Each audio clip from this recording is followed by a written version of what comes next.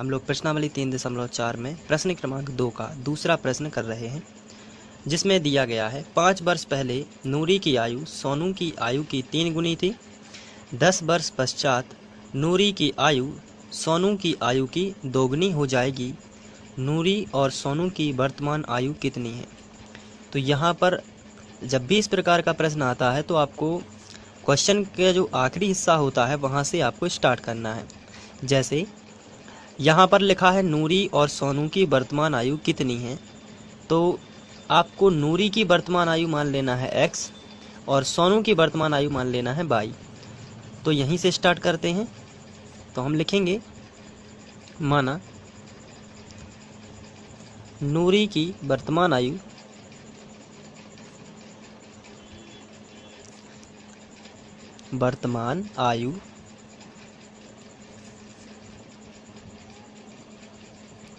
बराबर x वर्ष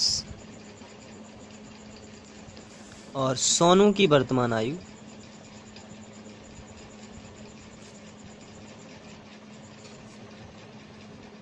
y वर्ष मान लेते हैं।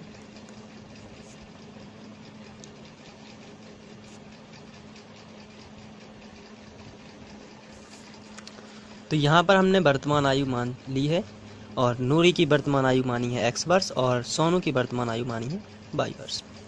अब यहाँ पर लिखा है प्रश्नानुसार, यदि हम प्रश्न पढ़ते हैं, 5 वर्ष पहले नूरी की आयु सोनू की आयु की 3 गुनी थी। तो ये कब थी? 5 वर्ष पहले। तो जब भी पहले आए, पहले शब्द जब भी आपको क्वेश्चन में लिखा है तो पहले का मतलब होता है घटाना यानी कि माइनस का चिन्ह, और यदि बाद लिखा हो तो होता है प्लस यानी धन का चिन्ह। तो चलिए प्रश्नानुसार हम लिख लेते हैं। यहाँ पर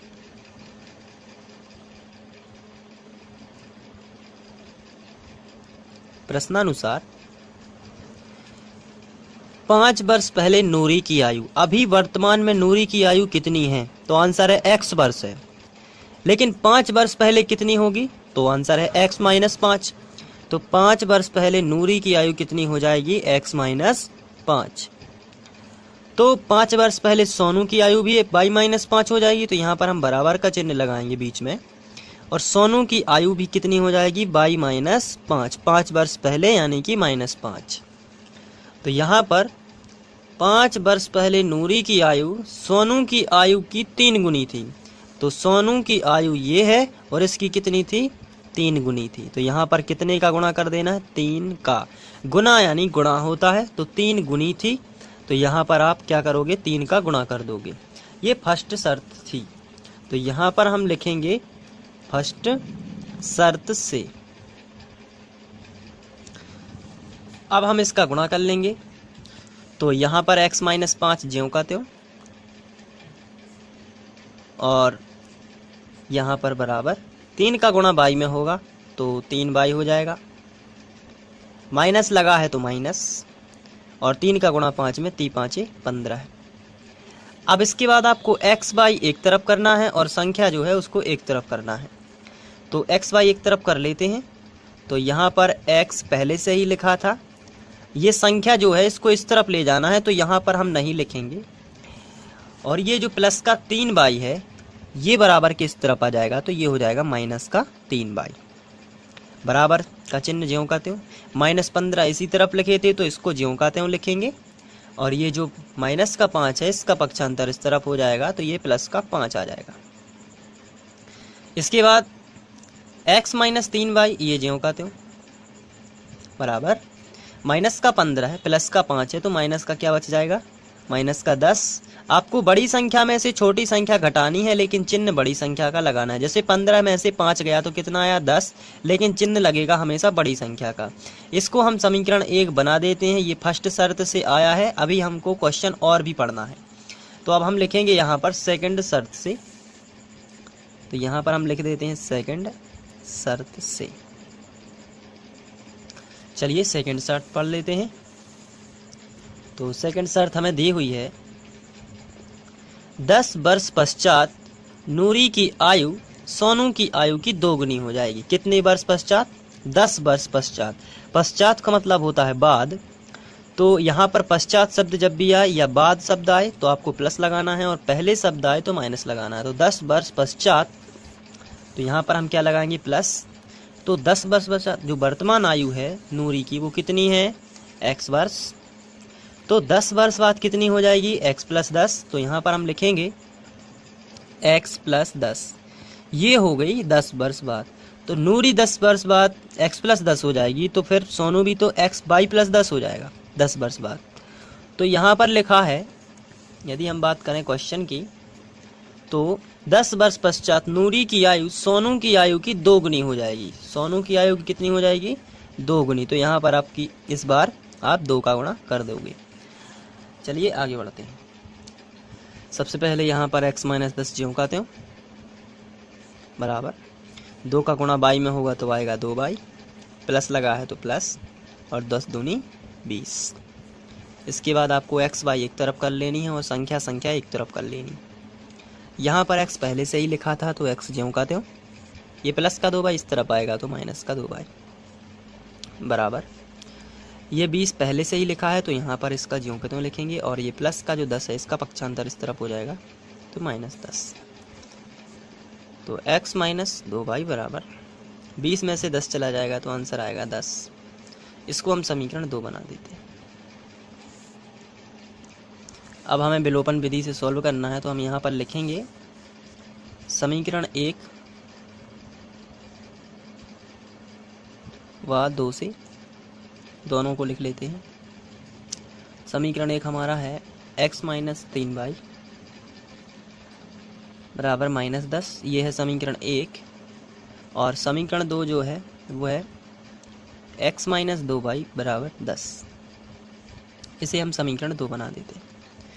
अब यहाँ पर जो 2 लिखा है इसका गुणा, ये बाई का गुणा है। विलोपन विधि जो होती है, बाई का गुणांक जो है जितना भी है उसका गुणा पूरे समीकरण 1 में कर देना है, और यहाँ पर जो ऊपर बाई का गुणांक है इसका गुणा नीचे समीकरण 2 में पूरे में कर देना है। तो हम यहाँ पर लिखेंगे समीकरण 1 में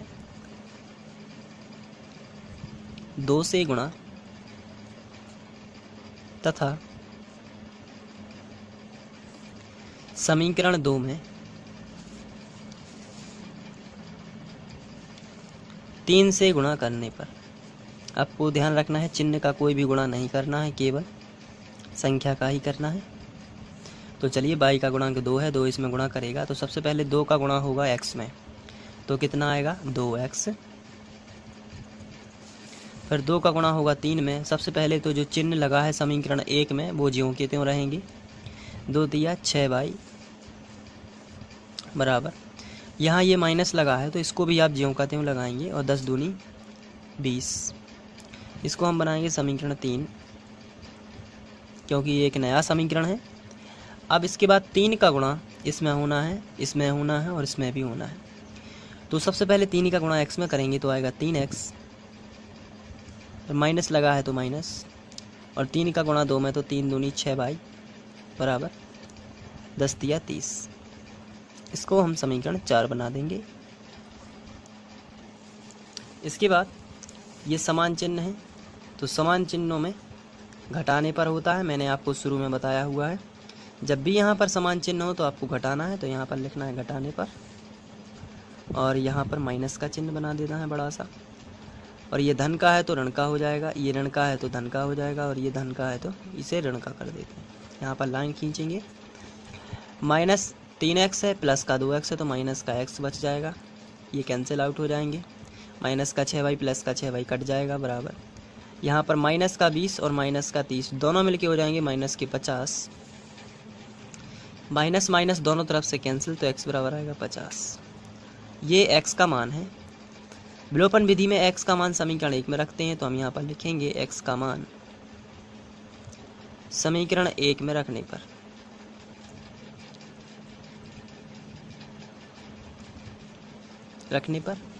समीकरण 1 था x माइनस 3 बाई बराबर माइनस 10, तो यहाँ पर हम x का मान 50 रख देते हैं, माइनस 3 बाई बराबर माइनस 10। आगे बढ़ते हैं, 50 का इस तरफ पक्षांतर हो जाएगा तो माइनस 3 बाई बराबर मिलेगा माइनस 10 माइनस 50, माइनस 3 बाई बराबर आएगा माइनस 60, माइनस माइनस दोनों तरफ से कैंसिल हो जाएगा, तो भाई 3y बराबर आएगा 60।